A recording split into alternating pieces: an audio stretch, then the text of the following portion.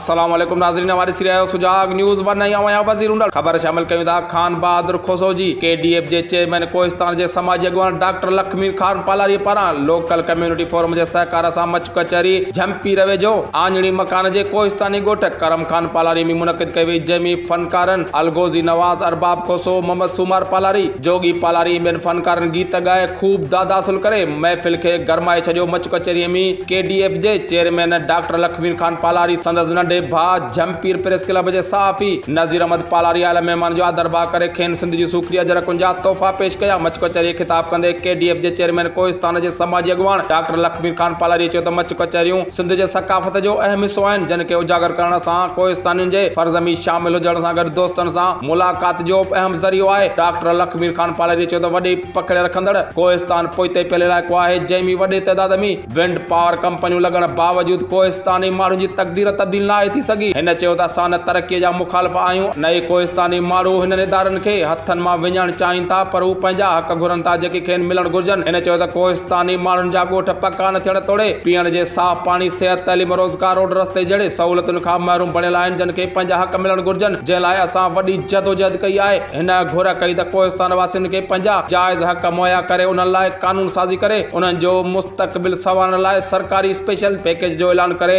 कोहिस्तान वासियुनि जी तक़दीर तब्दील करे। हिन आयल समूरनि माण्हुनि जो पिणु थोरो मञियो। मच कचहरी में हाजी हुसैन पालारी, अब्दुर्रऊफ़ अब्बासी, मलक सोहेल अहमद, अज़हर राजपर, सहाफ़ी मोहम्मद अयूब मला, प्रेस क्लब झंपीर जो सदर सहाफ़ी नज़ीर अहमद पालारी, सहाफ़ी मोहम्मद अयूब मला, सहाफ़ी रहमतुल्लाह छुट्टो, सहाफ़ी आलम खान पालारी, सहाफ़ी खुदाडिनो पालारी, ज़ाहिद अयूब मला, शाह मोहम्मद चांग, गुलाम रसूल शोरो, इदरीस हाथो, नज़ीर जान शोरो, वलीमत बिरोई, फाजुल सरकी, जुमन सैफल, लुत्फ अली सरकी, मशकूर पालारी समेत मुख़्तलिफ़ विंड प्रोजेक्ट्स जे ऑफिसरनि ऐं ॻोठाणनि वॾे अंग में शिरकत करे मुनक़िद कयल कचहरीअ खे साराईंदे चयो त डॉक्टर लखमीर पालारी जसु लाणे थो, जंहिं मच कचहरी मुनक़िद करे हितां जे समूरनि माण्हुनि खे गॾु करे साणनि मुहबतुनि जी वंड कई आहे, जंहिंसां पाण में मुहबत वधण करे नफ़रतूं हमेशह लाइ ख़तम थी वेंदियूं। अहिड़ियूं कचहरियूं समूरनि कोहिस्तान वासियुनि खे करणु घुर्जनि, जंहिं लाइ पाण में एको ॿधी क़ाइमु थियण सां गॾु हिक ॿिए जा ॾुख सुर मालूम थियनि था, जेकी जल्द हल थी सघनि था। सुजाग न्यूज़ वन में फ़िलहाल एतिरो ई। वधीक ख़बरनि अपडेट्स लाइ ॾिसंदा रहो सुजाग न्यूज़ वन।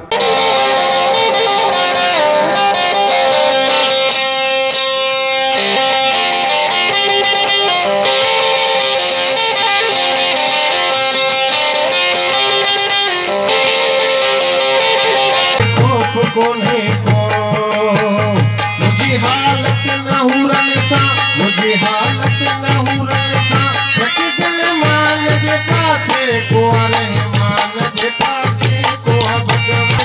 भगवान जे पासे।